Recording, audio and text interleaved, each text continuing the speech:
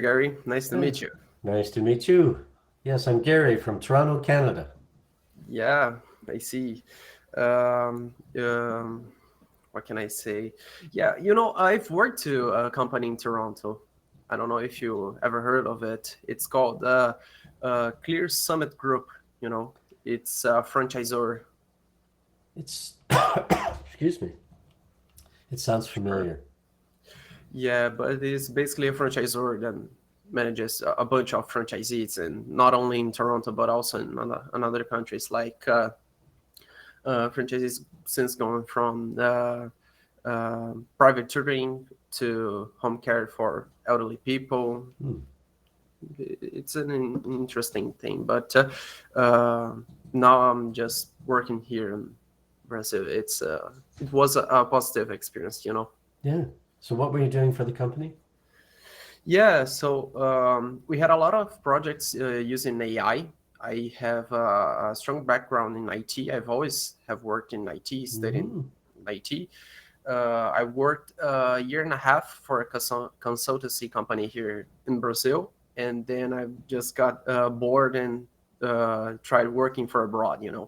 And then I worked there for um, 3 months, I would say. It was a very short time, but was a positive one because we had a lot of projects using AI. So as we had a bunch of franchisees, we had a different types of projects, and I was working with people from UK, some teams working from the Middle East, India, and it is still funny because I remember I was having a hard time with the accent.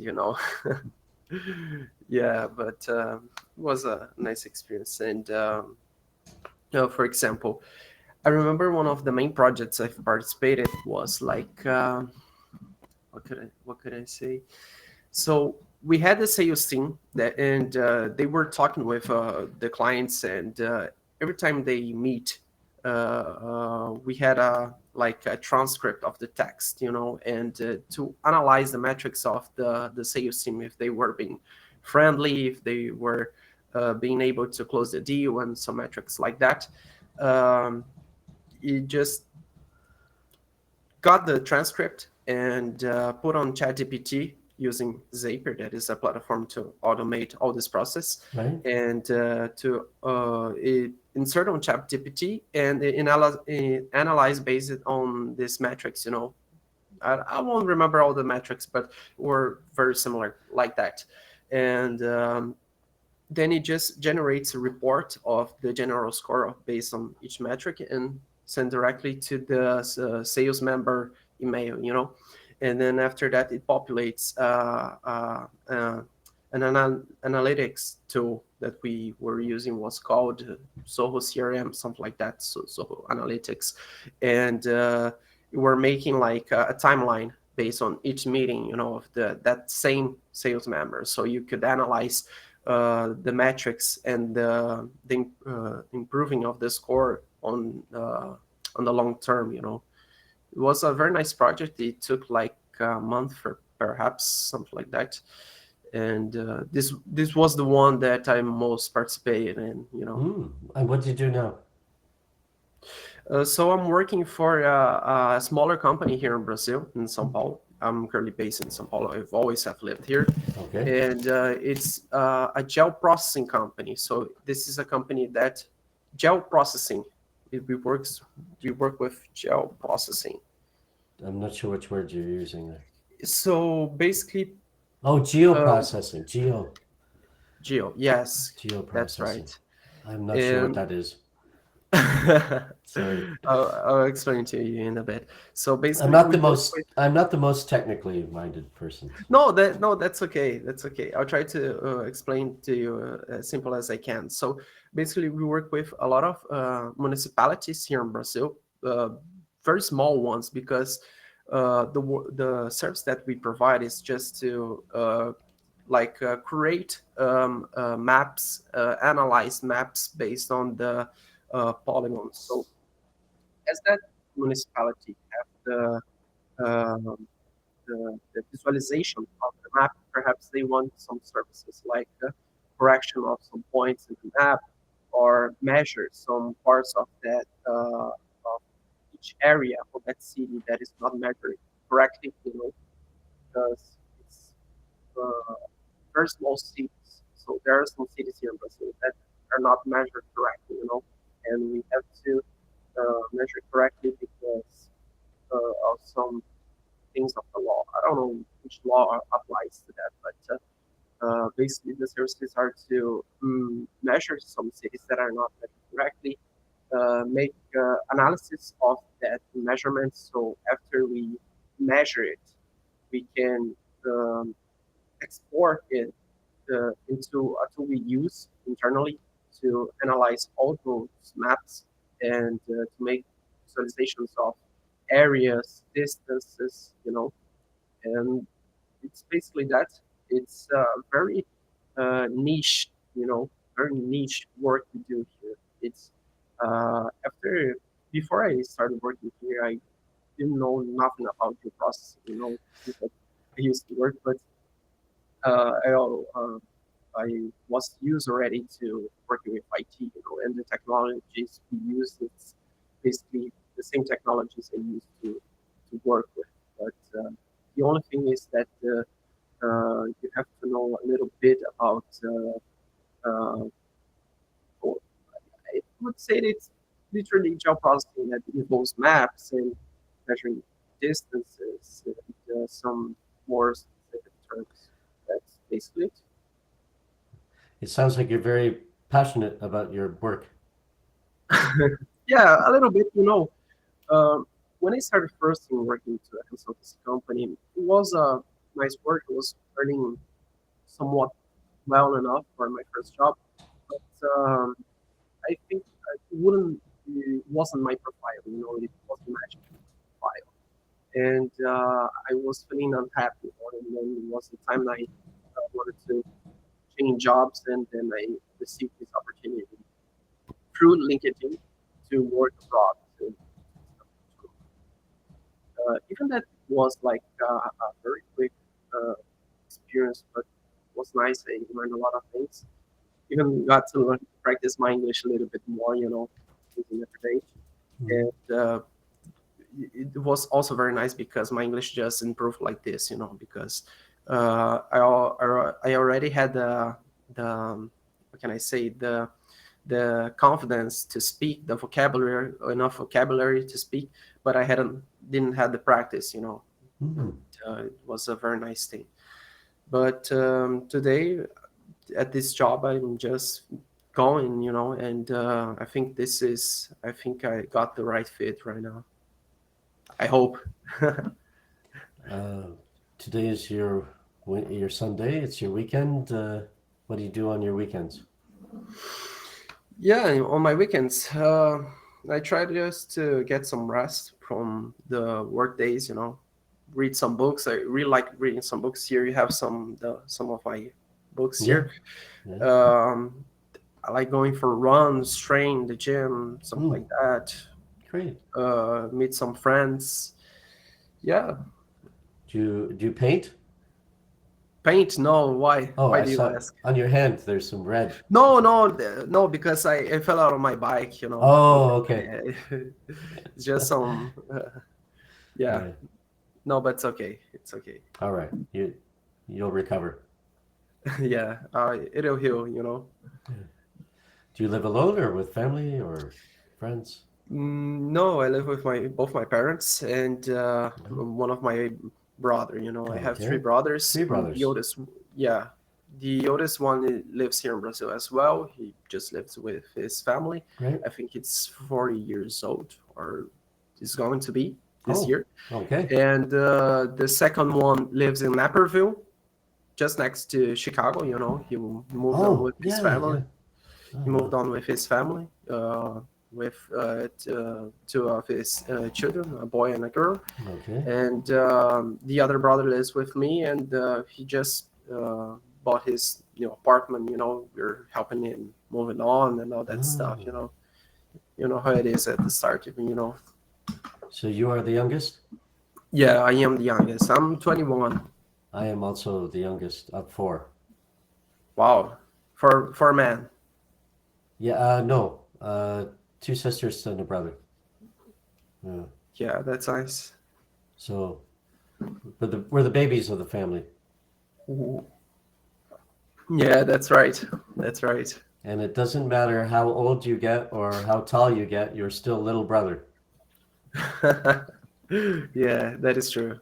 My sister is up to here on me, but she Yeah. still calls me little brother. And I'm 61 years old. I'm still little Wow. brother. Yeah. Yeah.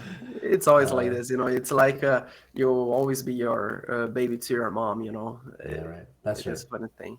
Yeah. Yeah. It's fun. Fun being the youngest. Yeah, it is. It is. It's funny because my older brothers are like short guys, They're like perhaps I don't know in inches, but in some centimeters would be We'll do like centimeters. 170, 175, Yeah. less, I guess, And I'm a tall guy, so they're like just little men besides me, and they treat me like a baby, I don't Yeah. understand, but it's okay. I think it'll always be like that, like you said. Yeah. Just so you know, in Canada we do metric system. We're not Oh like you. yeah, We're not like USA. I don't know why they use it. I There's cannot understand. they are stubborn people. Stubborn.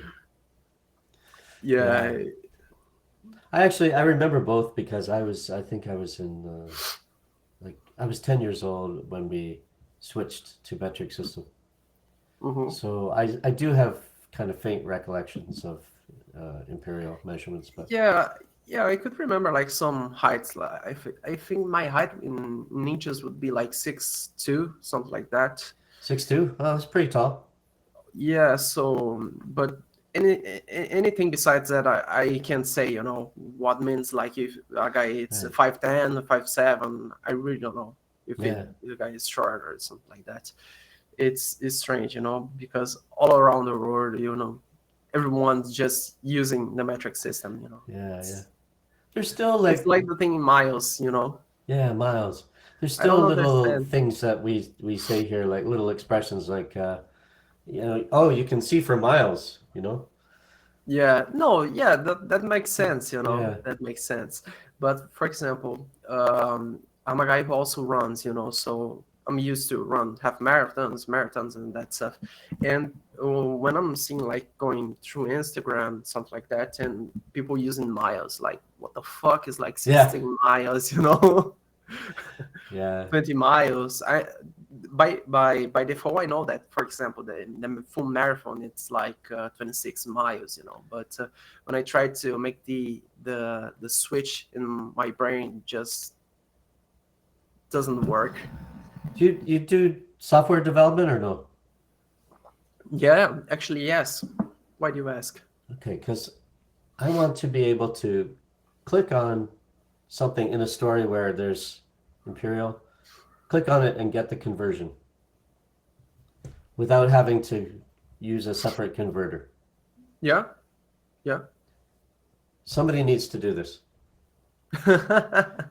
I think there are some apps, that you can install on App Store or Play Store that perhaps do this Really? uh, this change. I think yes. I think it's not that difficult to find on the internet. I think if you even search it up on the internet, you have some websites that do this. You just put on like a metric system, then it makes the exchange. Even So it's on your just a cell phone. plugin? It's a plugin for your browser?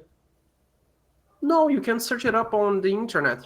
Perhaps I think there will be on a website like a calculator or something. Well, there's lots of You can. websites that will convert, but I just Yes, actually, yes. when I'm reading a story and I come to like he was, 100 and no, if he the guy he was 6'5", I want to be able to tap on 6'5" and have the conversion automatically come up. Yeah.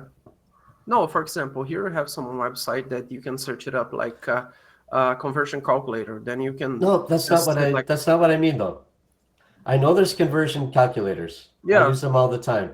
But when you're reading a story and you come to that, touch it with your finger and it converts Oh wow, you mean in the product right in the itself? story. Right in the story. Wow. Touch, you get the conversion. Wow.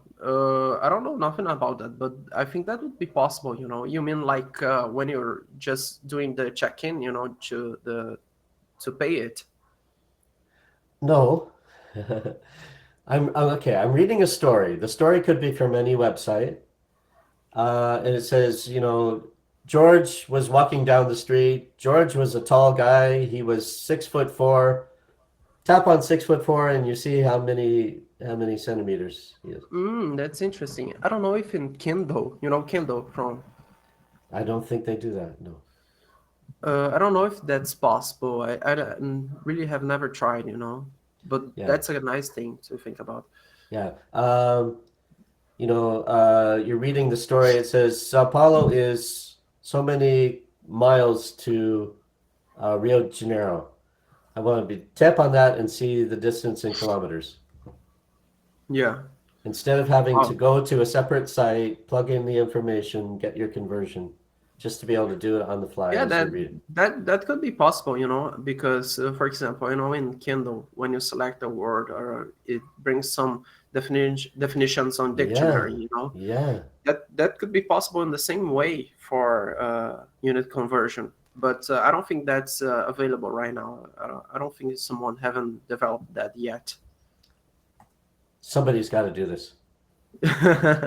That's the idea, you know. That's a great idea, actually. You know, Yeah. that could be See, I much more easy. I have great ideas. I just have no talent. Yeah, yeah, So somebody else has to take my great ideas and do something with them. yeah. No, Yeah. yeah, that's a great idea. But I haven't ever thought about this. It's actually nice because I remember, for example, when I was making the conversion of miles, you know, I always had to search it up and to Yeah. see how many miles they are, or even make the conversion by myself because I know that each mile, I think it's 1.6 kilometers, something like that. Yes, that's right. That's right. Yeah. But yeah, Uh, that would be fun. That would be fun to see. yeah. I try to search something about it. You know, perhaps I can develop something All to right. be rich. Then I'll send you some of the profit. You know. I'll be waiting. I'll be waiting for that check. Yeah. All right.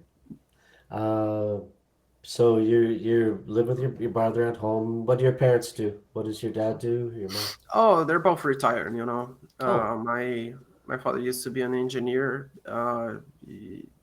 And my mom used to deal with, I think, I don't know what's the correct word, but I would say buying stuff, something like that for for big companies, you know. But they're already both retired, you know, so they're just living the life now. do they Yeah, travel?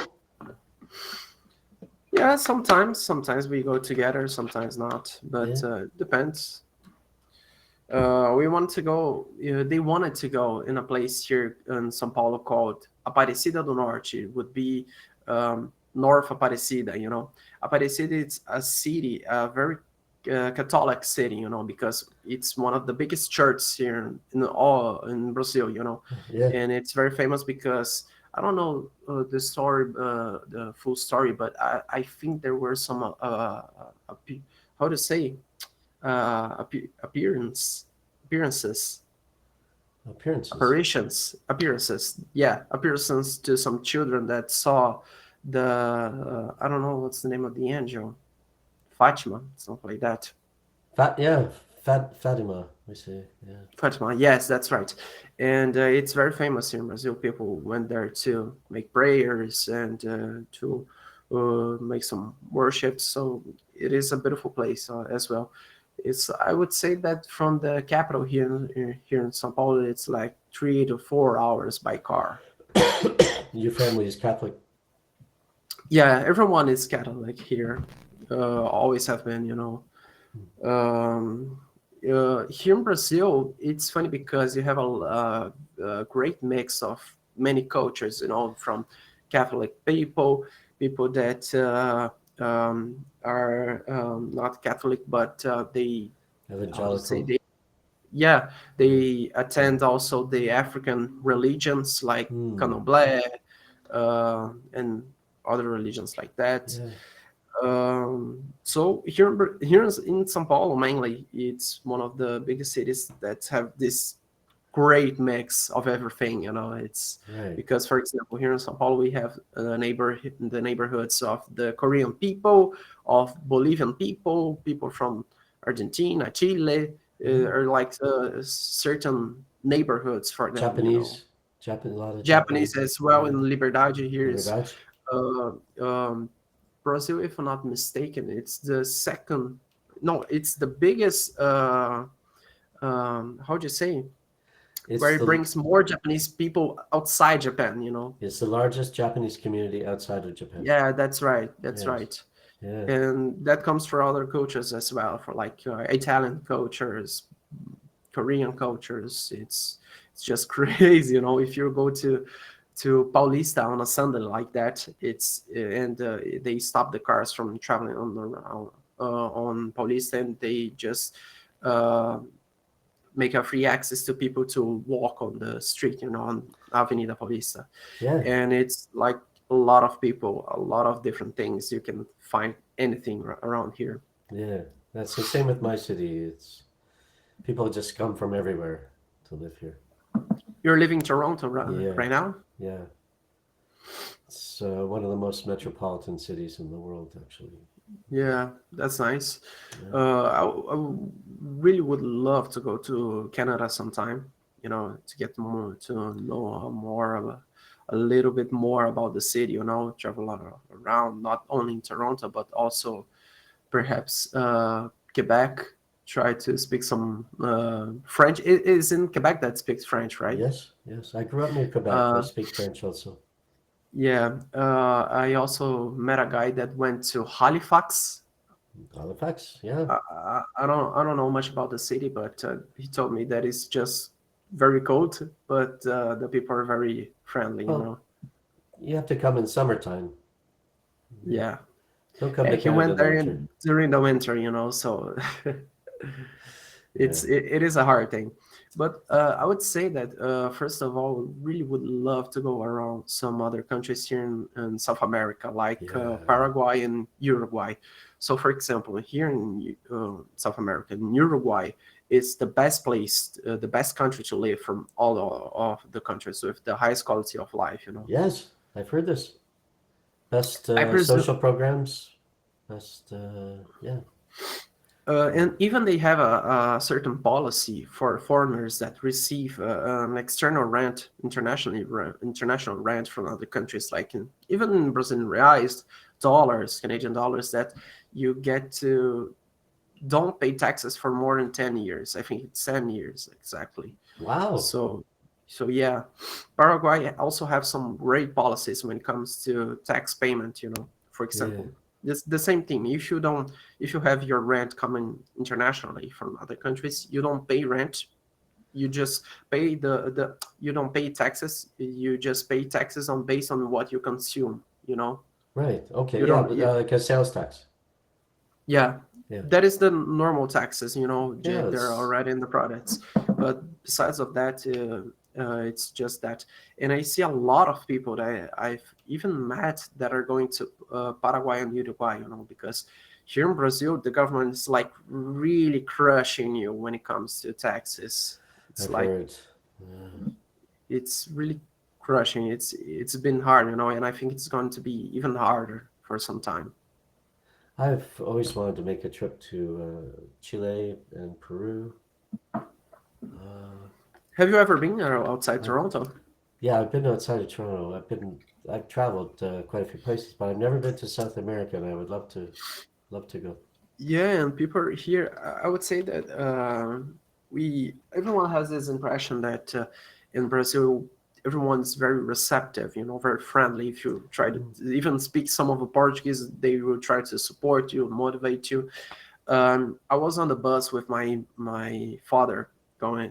I was taking him to the doctor, and we met some guys from Ghana, Ghana. and Yeah, and they were trying to speak a little bit of English. You know, their English was like really bad. That African English that has a really hard accent. You know, like Yeah, I know.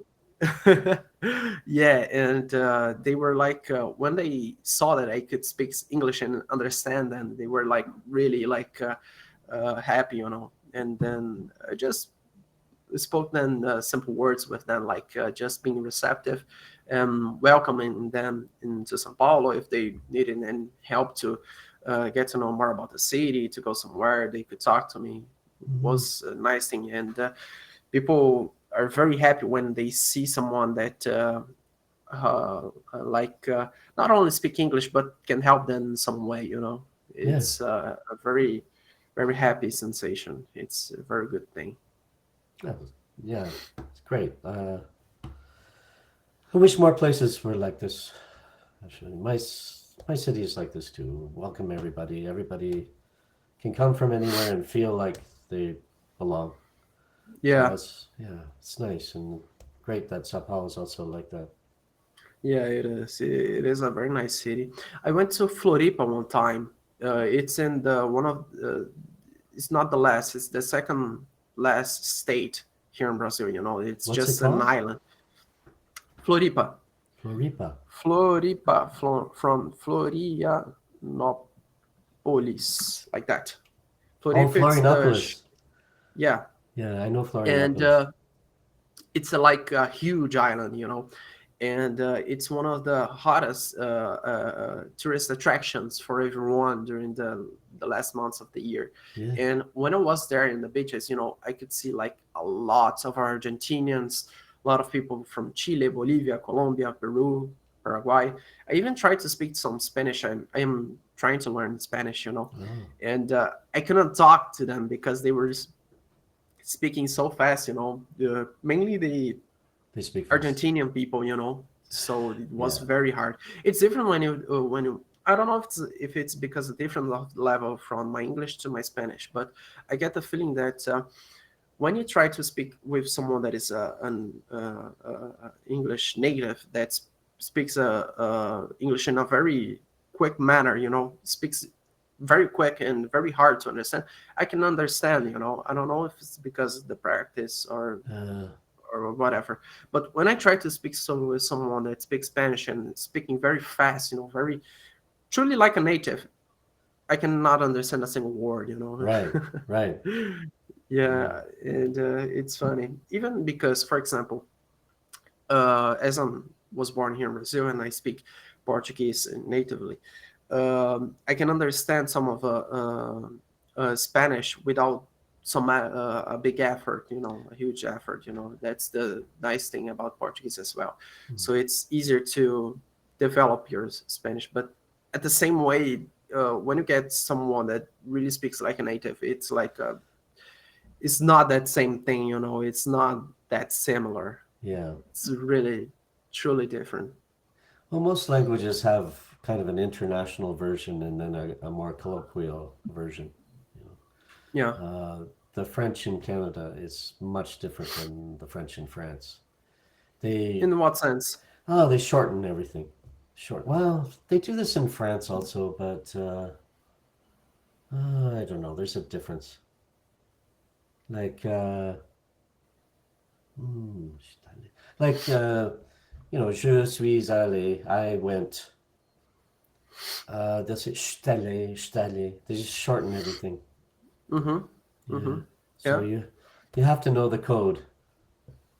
Yeah. And it's also funny because here in Brazil, every state here in Brazil looks like a different country, you know, Yeah. because the culture, everything changes so much. The people, the food, the culture, the way the accent of the Portuguese.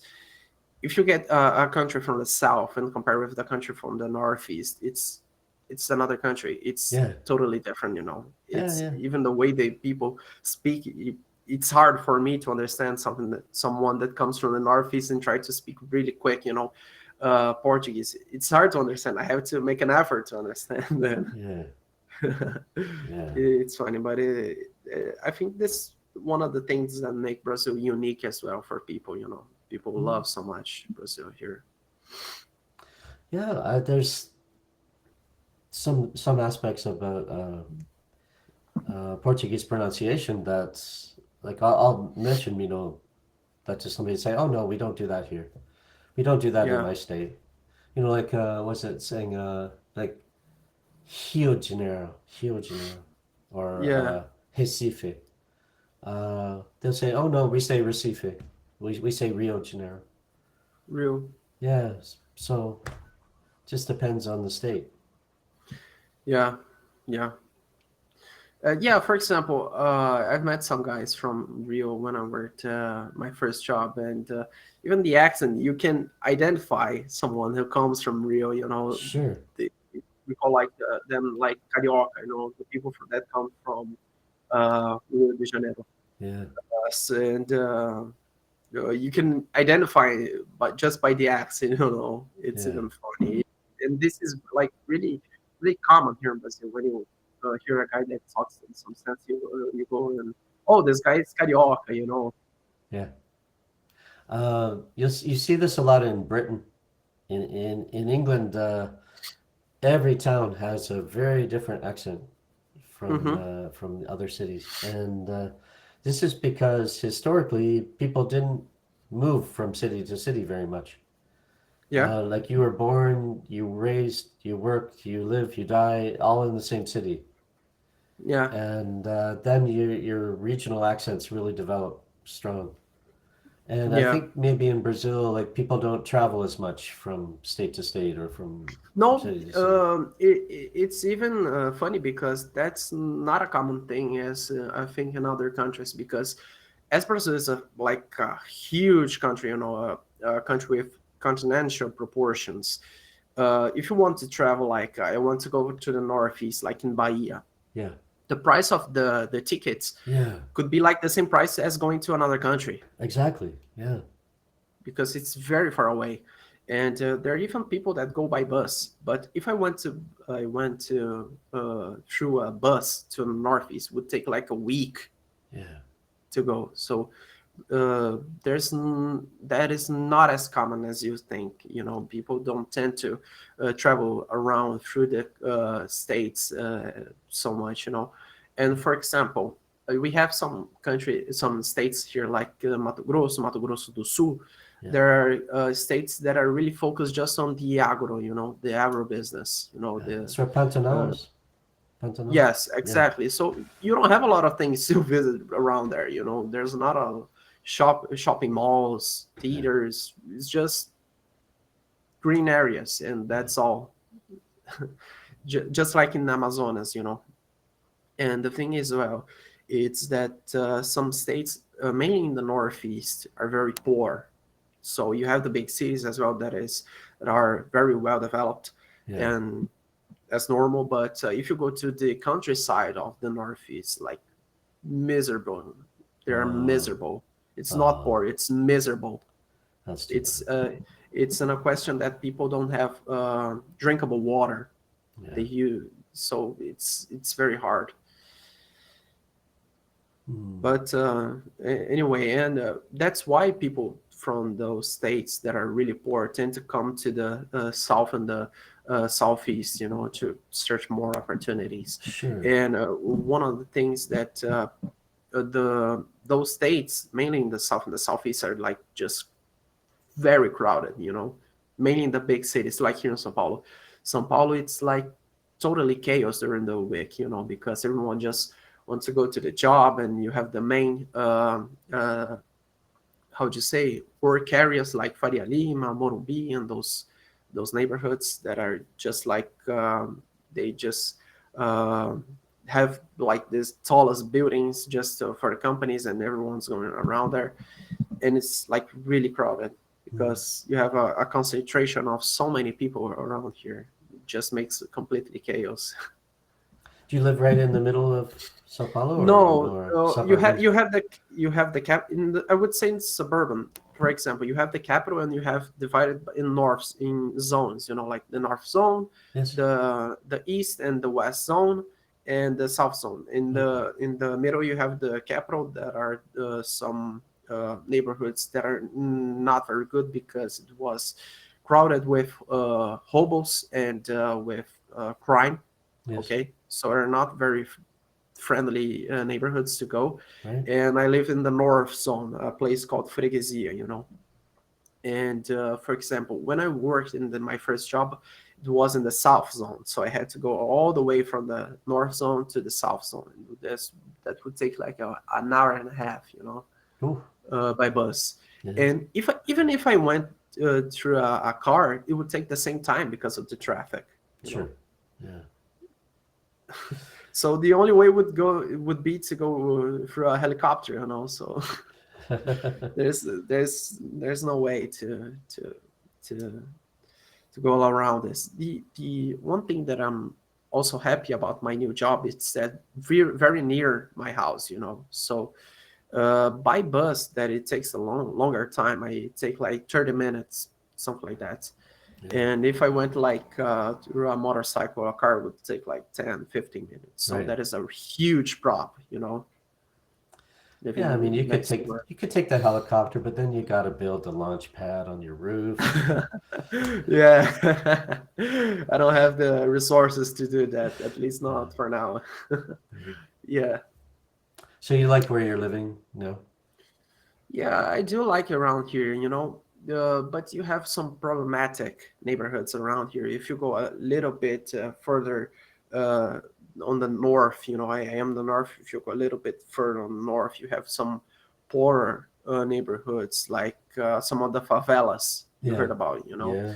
So, and it's even difficult because some regions are highly controlled by some factions here in Brazil, you know, not Okay. only São Paulo, but you have the main factions that are the PCC and some other that is in the Rio. And there are a lot of, I would say, like, there are some areas like 20, 30, 40% of all of it are controlled by the factions, you know.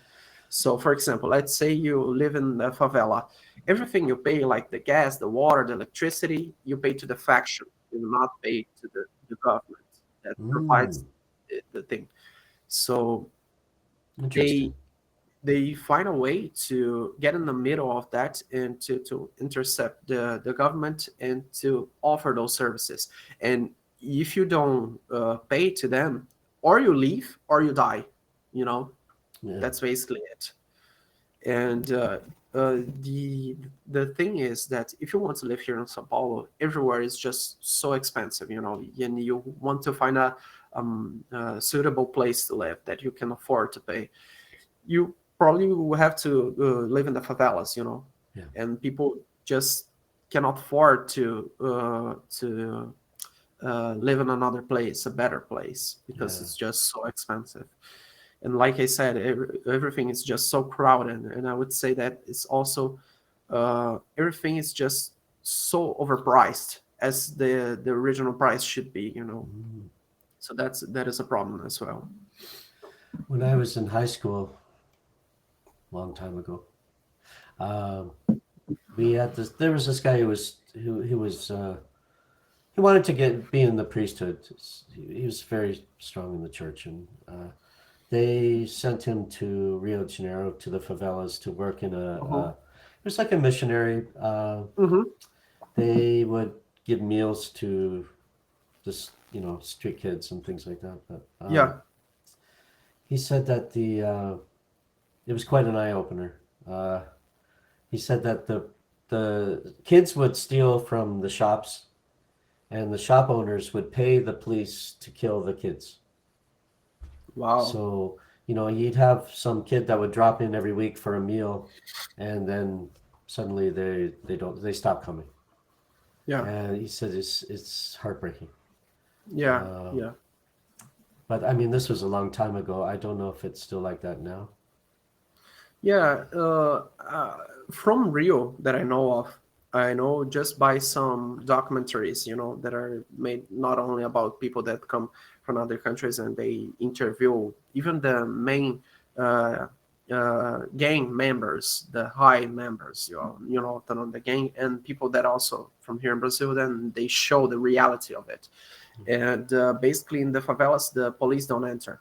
they have no power. They Yeah. cannot do nothing about it. So you Right. have to. You're not following the government constitution. You're following the gang constitution, the faction rules. Yeah. It's like a mini state, a faction state around it, and it's very polemic because, for example, I know that I think President Trump wanted to classify those faction groups as Terrorist terrorists, organization. and so they could apply more, how would you say, harsh Yeah. measurement. Yeah. This is Um, his tactic. and Yeah. the government here in Brazil did not wanted to classify them, and it makes no sense because what they do here, in my opinion, it's terrorism. Yeah. It's not a good thing. It's not in any sense of a good thing. Right. And I think that I don't know if that would possibly help in any way, but perhaps the government could do more, be Well, harder on them. yeah. There's always dangers in those techniques, though. Like for example, Trump has this idea in his head that Canada should be a part of the USA. Yeah. I don't know if you've heard about this.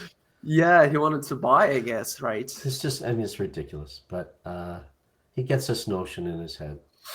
Hmm. So he makes up this thing about, first of all, he puts heavy tariffs on Canada so that he says, well, if you were just to be part of the USA, then we wouldn't have any tariffs. We responded by just completely ignoring him and doing business with other countries instead. So we've Hmm. survived this pretty well. But Yeah. he'll say things like, the reason we need these tariffs, because putting tariffs on other countries is not strictly legal. You have to have a reason.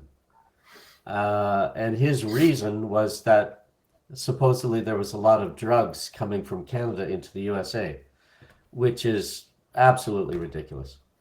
Yeah. Uh, Less than 1%, like 0.2% of drugs in the USA come from Canada. And it's Hmm. much, much stronger the other way. And we get Yeah. their guns also. People smuggle guns from the USA into Canada. It's terrible. So he's completely just lying about this. Yeah. You know, Yeah. I mean, Trump is, in that sense, he's very harsh on that, what he does, in the yeah, sense of trying to apply tariffs yeah, on other countries. Even here in Brazil, he put it, President Lula from here in Brazil in a very hard spot because yes. here in Brazil, we have a very strong narrative. I do not agree with this, that the Americanism, let's say like that, it's very strong, and we should be grateful for having a great nation as Brazil, and the Americanism is bad for us. Should not respect that, I see. and we do not have we shouldn't have a dialogue with America. America saying United States. Right. And when President Trump went to that conference on ONU, he said that he felt like a chemistry with President Lula, and was open to dialogue. Really? Really, he said that he was open to dialogue. So that put the President Lula in a hard spot. And then all the media did not cover any of this because to maintain the narrative, And even after some time, they did not meet, you know, just to maintain the narrative, and people Yeah. don't see it, Oh, I know. because here in Brazil, it's the left wing narrative. Unfortunately, it's very strong, and people they don't try to see behind of that. Not saying if the right wing is the correct, if the left wing is correct, Right. but the sense of the politicians, they do not want the best for us. They're just trying to maintain a narrative, and this is really hard around here. Uh, Trump was putting the tariffs on Brazil because of Yeah, as well. Bolsonaro's arrest. Yeah, and well, this is another hard point here in Brazil because Bolsonaro, he was a very iconic representation of the right wing, and people was hoping for them to put some control over the country, because you could say that all the system now it's controlled, mainly controlled about from the left wing. All the main powers of the state, of the government. And what people wanted to do him to do it is just make a cleanup of all of that, make a not arbitrary, and make a fair state, basically. Not make a how would you say, like a coup d'état. How do you say A that is coup, a the coup, yes, a coup. coup. Not make a We coup, say coup. not make a coup, not No, we make a don't. coup. Yeah, we don't say coupe. We say coup. It's Coup. a French word, so we don't pronounce the p. Yeah, not make a coup. Just make the state, make a cleanup of the bad people in the state. The people that was not helping. And in that sense, he was very weak, a very weak president. He would in his vision, he wanted to play fair, and that just lead him to where he is right now, just in jail, behind bars, Yeah. because you don't have proof that he will actually want to make a coup. But another people that support him want that because they were tired of so many things, and Yeah. people really believe here that the elections were highly influenced by many reasons, and they were not fair. They really believe that, and Do you think they're right? uh, it's hard to say because at that time you could say that in at some certain point was fair, but now that all the system is corrupted, it's like just you cannot say that anymore because, for example, next year we will have the election here in Brazil, and we will obviously have the President Lula and some other candidates, and Right. but what they're doing right now this year, they just making populists. How do you say, like policies? So uh, giving free gas for poor people, free electricity for Mm. poor people, free everything for everyone. And the thing is that if you get the people that really are paying, working actively and paying taxes for the government, it's like this, and the people earning free things and everything, it's like this in Yes. Brazil. Yeah. If you get the numbers from the population, I think it's 200 million something.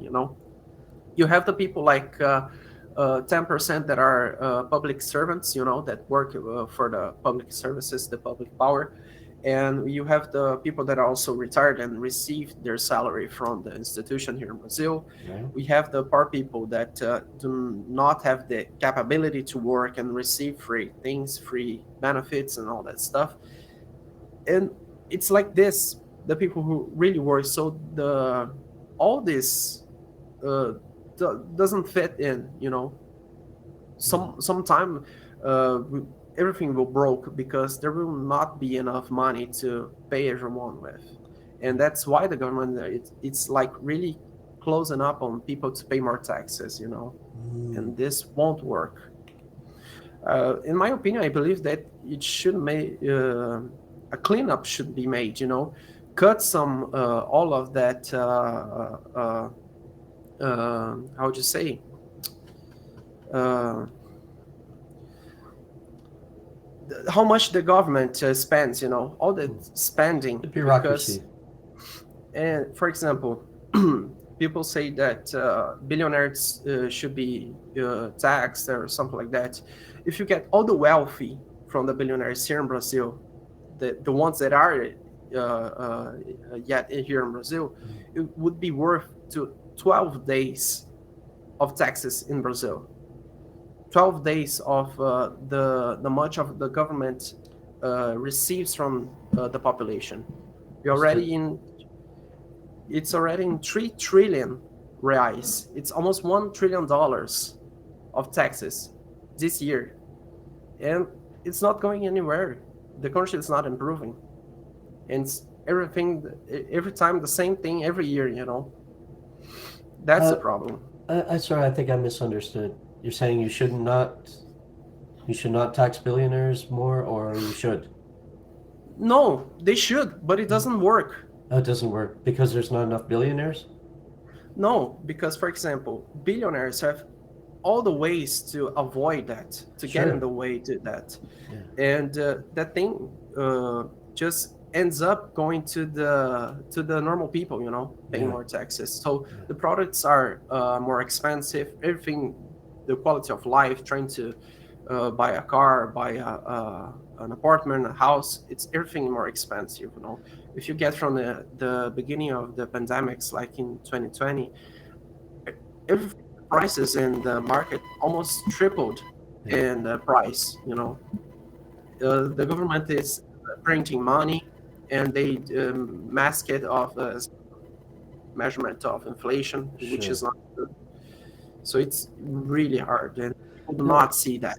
it's really important, I think, for people all over the world to realize is this isn't something that's just happening in your country.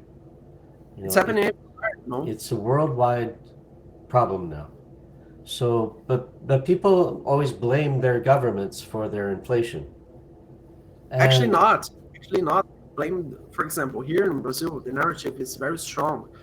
Rich people, the wealth people, the billionaires are responsible for all of this. Because, for example, uh, they define inflation as the increase in prices. So if you do that, the one that is responsible for inflation are the entrepreneurs, are the billionaires. When the definition of inflation is the government printing money. So it's yes, basically they mask it so they're not the one responsible for it, you know. yeah, And this is not correct for me. This is not right. It's like us poor people against rich people. This is not correct. right, This is yeah, not I right. see You your know, point. it should Um, not be that. the thing is, too, though, yes, the growing gap between rich and poor is a very real thing, Yeah, and it's driven by technology largely. But nobody's forcing people to buy the shit that they make. yeah. We opt. They're very good at convincing us we need what they're selling, Hmm. but we really don't. Yeah, So we're buying a lot of crap from them that we don't need, and this is making them richer. So we have to curb our spending. yeah. Just because they come up with something new and latest and greatest doesn't mean we have to embrace it. Sure. No, nobody needs AI. Like they don't. Like a lot of these Yeah, products, they just people don't need them. yeah. I think it's overstimulated in some sense. You know, I Mm, think what we actually use, it's already developed in some sense, and they're just trying to overstimulate the market with some yeah, things that actually are not the best thing. You know. yeah, But I would say the worst thing for the poor uh, parts of the society of the population is that the government has the ability to just dilute your money. You know, yeah, if you're trying to save money from a year from now, even if your money has grown in numbers, you would be buying less things with it. So that's the problem. People, when trying to save, so that means that it's not worth to save it. You have that's to right. spend it right now. Yes, or else it will be devalued. Yes, so if you Yeah, save it from the future, it will not be worth it, you know. that's right. So Uh, that's a problem. I saw a very interesting chart. It was like a correlation between technology and the wealth disparity, and it showed the rich up here, the poor down here, and then it said here's the Industrial Revolution, boop, it jumped, and then the invention of the personal computer, boop, and then the internet, boop, and then Yeah, AI, boop. So with each of these major technologies comes a wider gap. yeah. I Uh, think the hugest problem between that gap is of the break of the gold standard, 1971. Because before that, every $30 were um, required to have an ounce of gold in the yeah. banks. Mm, After that break that Nixon made, so. it started to it allowed the governments to print more money without no thing, nothing backing up. That would be the goal, you know. Yeah, So increases inflation like everything. I will send you a site here. sure. It's very interesting. It's called "What the Fuck Happened in 1971." That yeah explores the effects in society after the break of the gold standard. You know, and you have everything like people tend to have less children, people have less positive marriages, people accumulate less money, they save less, they spend more, they have more consumption. So everything you can think of. That is Hmm, because the fact of if I save my money, I will be diluted. So I have to spend more now. right. That's Yep. basically it has a huge negative effect on society. It stems from them. You know? That's why people Gen Z, you know, complain so Mhm. much about being able to achieve a car, a house, a marriage, Yeah. because it's time harder to save money and actually buy something. Well, another big problem too is that the very wealthy tend not to spend their money. You know, they put it in offshore accounts so that it can't be taxed. It takes it out of the market, so it's not Yeah. going through, society. It's not stimulating economy. Well, Uh, you have some points. For example, I think that in that sense, people that accumulate wealth, well, it's okay with that. But that's why millionaires, when they're taxed, they have other options. They have other forms of protection against hmm, taxes. An army of lawyers. They have offshores. They have, how to say, like tax havens. You know, yeah. they have everything. Oh, they know all the tricks. They know all the Yeah, tricks. and the poor people don't. They have to pay the price. You know, That's right. that's why it won't work.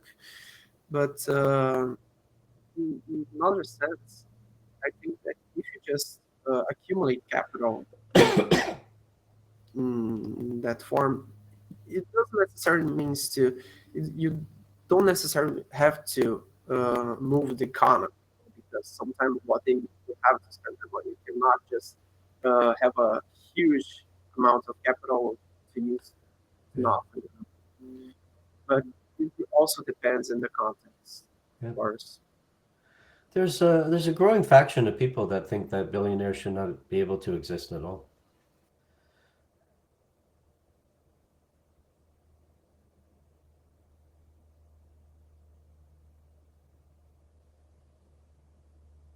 Sorry for that. Oop.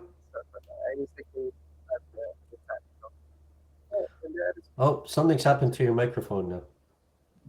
really Oh, now. Can yeah, you it's see me? better. It's better now. Okay, nice. And it's because of the narrative. I do not agree with that. That is not the right thing. You know, like us against them. What's not right? Sorry. This narrative of us against them, us poor people against the billionaires. It's not the right thing. Oh, you It's don't not think the way so? it Okay. should be treated. You know, Yeah. I think there are other ways to go. How do you say? Just like go around of it. There are I don't other know. more intelligent perspectives. They make a pretty good case in my mind. Like there's nothing that you can't Yeah, do. There's nothing positive that you can't do. With 999,000 or $9,999 that you can do with a billion or more. And yeah, beyond that, you're looking for things to do with your money that typically involve market manipulating, government manipulating, buying politicians. that is true. That is true. So they're they have way too much influence in who's leaders chosen, Yeah, I agree with governments that. formed. So I'm entertaining this idea. Haven't explored it 100%, but I'm Yeah, saying yeah, it kind of yeah, makes it's sense. interesting. It's interesting. Hmm. But anyway, Gary, thank you so much for the All class. right. It was Yeah. a great thing to meet you. Okay, Yeah. Likewise. Enjoy your weekend. What's left of it. you too. Thank you. See Okay. ya. Bye bye.